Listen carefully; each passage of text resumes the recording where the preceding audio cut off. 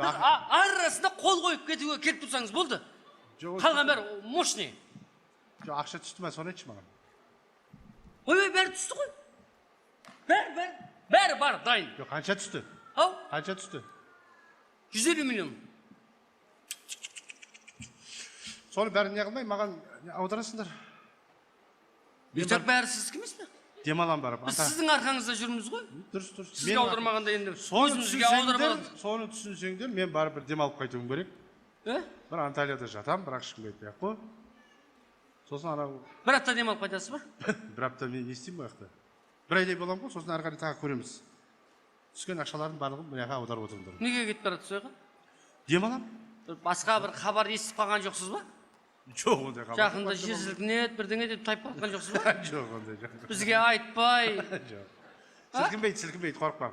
Қайдан біледі, бүкіл бюджеттегі ақшаның бәрін алып кетіп барасыз. Демалам, бірақ ешкімге айтпай, ішіңде болсын. Мынау кім? Кәдімгі басқа сөйлесіп алайын. Кім бұл? Балтырға рабочий әлі жүр ғой, қайтамын. Не қыл дейді бұл сонда? Айлығын бер дей береді. Айлық алған жоқ бол осы жақында. Айлық алған жоқсың ба сен? Солмайын ба сен? Не важно, давай. Айлық алған жоқсыңдар ба? Не қылып жүр бұлар? Енді оған 7 ай болды ғой. Сен жүргенде күнде айлық беріп тұру керек па? Қызық па? Шынында да ұят болды, айлығын берейік та жұмысшыларға.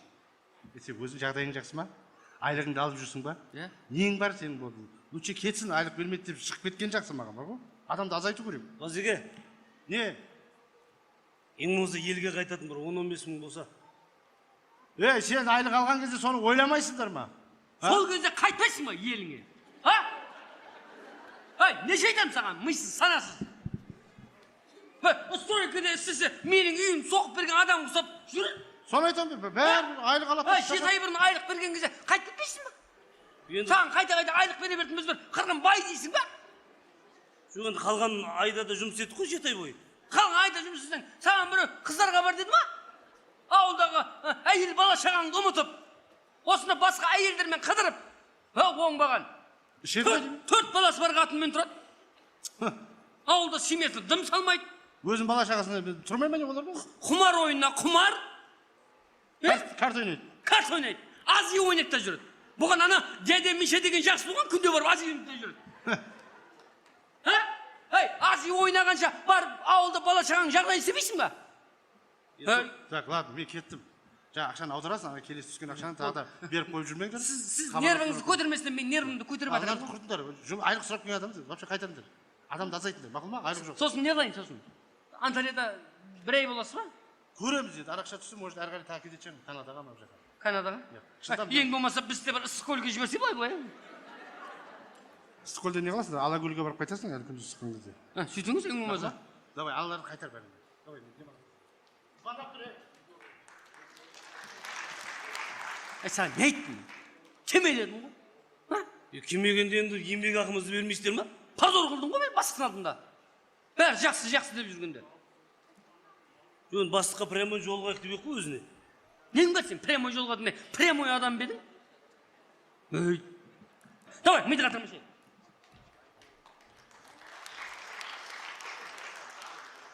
Оңбаған опасыздар.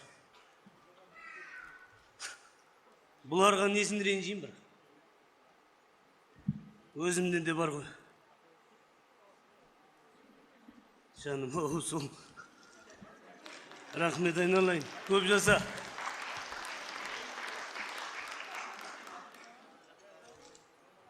Қалаға жұмыс іздеп келдік.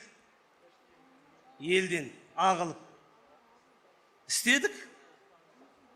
Жалақы алған кезде ақша жарату қызық сияқты болды ғой бізге. Желігіп, желпілдеп, күнде кафе, күнде той. Сөйтіп жүріп, қаланың бір желөкпе қатынына кездестік. Бар, содан артық қатын жоқ сияқтамыз, соның қасынан шықпай қойдық айналып. Бар тапқанымызды соның бала шағасының аузына тығамыз. Ауылға бармағалда неше жыл болды. Ағайын туысқан барлығы білет. Қайдағы бір қаланың желөкпе әйелінің қасына барып жатқан. Сол үйде тұрып жатқанын бәрі білет. Ең сорақысы бар ғой. бала шағамды біледі ағайын. Олардың бетіне қалай қарайтынымды білмей жүр. Ауылда аңсайсың. Аңсағанның не пайда? Өзіме де сол керек. Ауылдың амандығын тек қана қызымның хатынан біліп тұрам. Жаным сол. Кеше тағы да хат жазыпты. Ботақаным ай сол.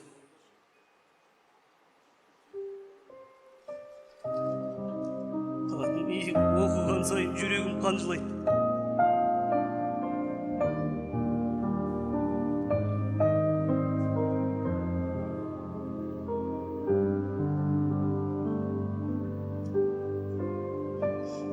Саламат па әке? Денсаулығыңыз қалай? Біз сізді 7 жыл көрмесек те жанымызда жүргендейсіз. Кішкентай Серікұлыңыз биыл мектепке барады. Үйге кім келсе де, анам екеуіңіз бірге түскен суретті қолына алып, мына менің әкем деп елге таныстырып жатқаны. Өткенде әжем келіп кетті. Серікке ақ костюм, қалам, дәптер сөмкесін алып келіпті. Серіктің қуанғанын көрсеңіз ғой, әке.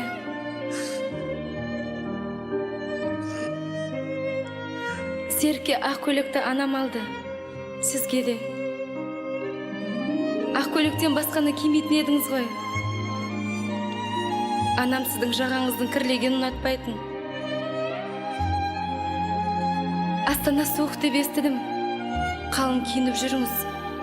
Ауырып қалмаңызшы, әке.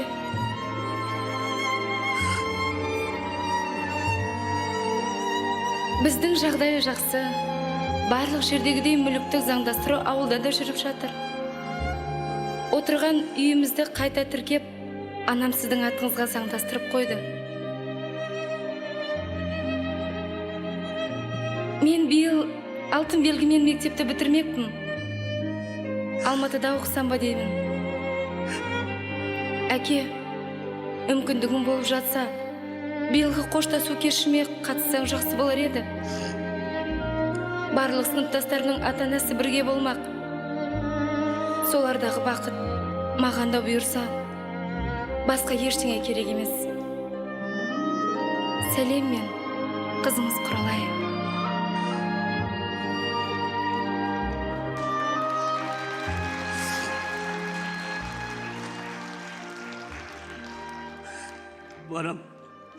Барам қызым.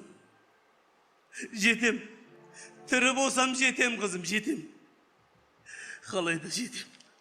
Қолыным сол. Жетем. Қаласы құрсын. Елге кетем. Жетем қызым, жетем.